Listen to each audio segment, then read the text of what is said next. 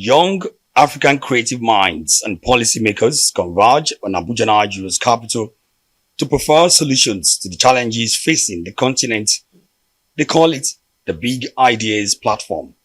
And it is the maiden edition of the conversation they hope will shape a better future for Africa. Africa is beset with a number of social economic challenges ranging from poor education, healthcare delivery system, food security to infrastructure development, all of which the faculty at the School of Politics, Policy and Governance thinks are tied to bad leadership and politics. I know that we have surpassed our expectation of this inaugural activity. What we had in mind in designing the thought leadership program of our Sppg is that there are thoughts about Africa's progress and development scattered around the place. But in changing the narratives, the unconventional school, a brainchild of Nigeria's former Minister of Education, Obi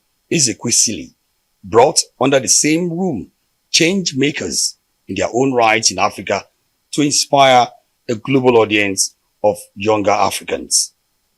Africa will need to increase in all fronts, raise its share of global gross domestic product from a meager 3% out of the lion's share currently being enjoyed by the United States and China.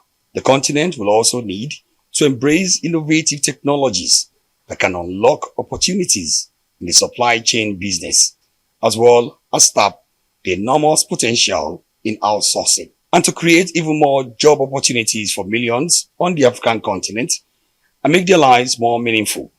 The school, through a young farmer, Samson Ogolo, is closing deficits in agriculture. My big idea is around the training aspect because as a nation right now, it's no news that the average age of the Nigerian farmer is about 60 years.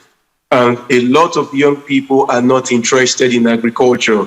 And this is a ticket time bomb. Even more agates drawn from the private sector and civil society joined in the village square conversation to support the project and create the Africa of their dreams.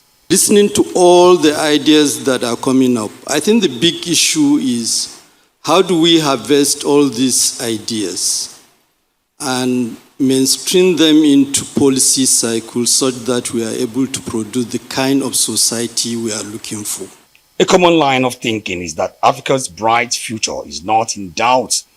The continent has the human and natural resources to propel its own growth and only needs to find the courage to look more inwardly for the help it seeks outside of its shores and put its house, especially its politics, in order. Omo Bazwai, Arise News.